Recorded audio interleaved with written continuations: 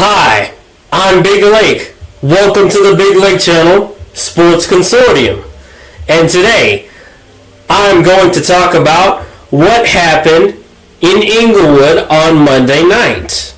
The Cowboys and the Chargers, Week 6. Let's observe. So let's take a look at the offense. Dak was 21 of 30. He had 272 yards and 2 touchdowns. 1 passing touchdown to Brandon Cooks and 1 rushing touchdown on the Cowboys' first score of the game, a read option play. Dak had a total of 7 carries for 40 yards. Tony Pollard had 15 carries for 30 yards. And Brandon Cooks had 4 catches, 36 yards, and a touchdown. CeeDee Lamb had a big game, 7 catches for 117 yards.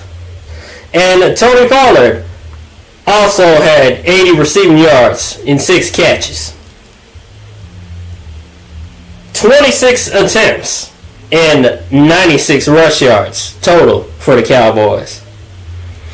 And so, on the Chargers offense, Justin Herbert was 22 of 37, 2 touchdowns, 1 interception. Austin Eckler had 14 carries for 27 yards. A slow day for him. Keenan Allen had 7 catches, 85 yards and a touchdown. And Gerald Everett also had a touchdown, 3 catches, 16 yards. Now, he never seems to score a touchdown when he's on my fantasy team starting. I don't know why. What can I say? He just performs when I don't have him. And so, the Chargers offense had a slow day on the ground. A total of 23 attempts and only 53 yards. A miserable day for rushing for the Chargers. And on the defense, Dak was sacked 5 times by this Chargers defense. Sebastian Joseph-Day got a sack. Nick Williams got a sack. Khalil Mack got a sack. And Morgan Fox got 2 sacks. Very impressive by these Chargers linebackers. And on the Cowboys defense, 1 sack by Micah and 1 interception by Stephon Gilmore.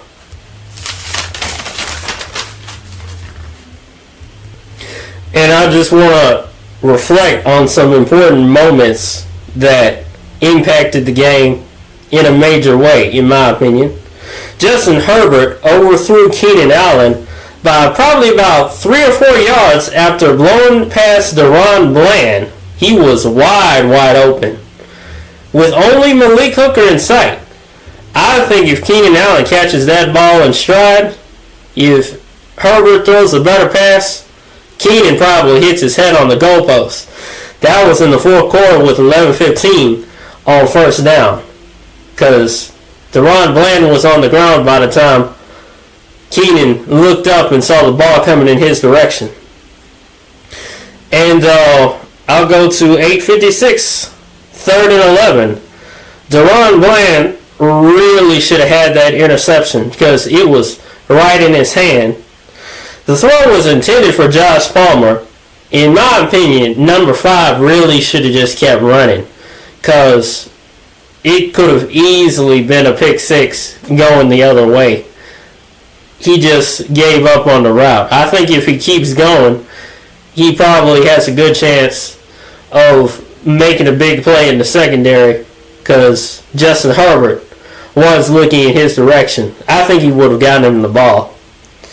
So we go to the very next play on 4th and 11. The Chargers have to punt the ball. Jasir Taylor, the second-year man for Wake Forest, drives Jalen Tolbert into USFL MVP Kevontae Turpin on a fair catch. Obviously, there's no play to make right there, and I assumed that Jalen Tolbert thought him or Kevontae had touched the ball. So, obviously, he proceeds to recover the ball, not realizing that. him or his teammate didn't touch it at all.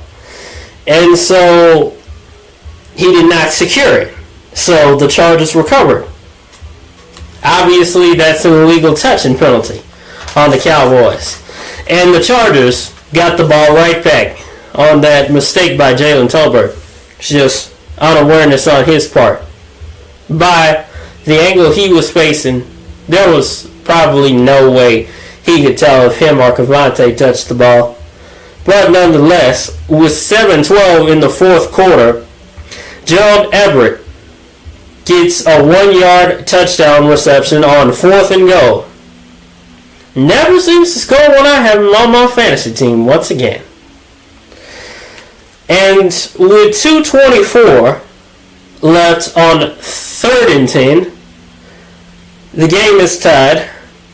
Dak overthrows Tony Pollard in the end zone.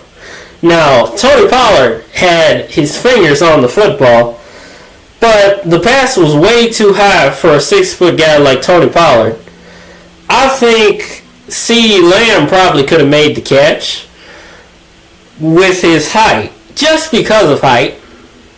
I mean, Tony Pollard's a good receiver, but that pass was way too high for him. Way too high.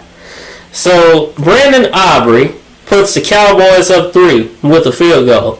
He's been very good for the Cowboys. Almost perfect. And so, the Cowboys went up 3 points. And just after the 2-minute warning, 1:57 on 2nd and 2, Micah gets the one and only Cowboys sack of the game and drives the Chargers to 3rd and 10, 1:22 left. And then Stephon Gilmore puts the champagne on ice with that interception. And that's what happened in Inglewood on Monday night.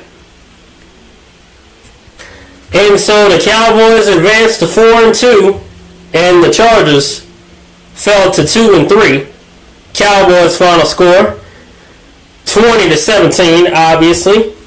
Cowboys left 2 touchdowns on the table.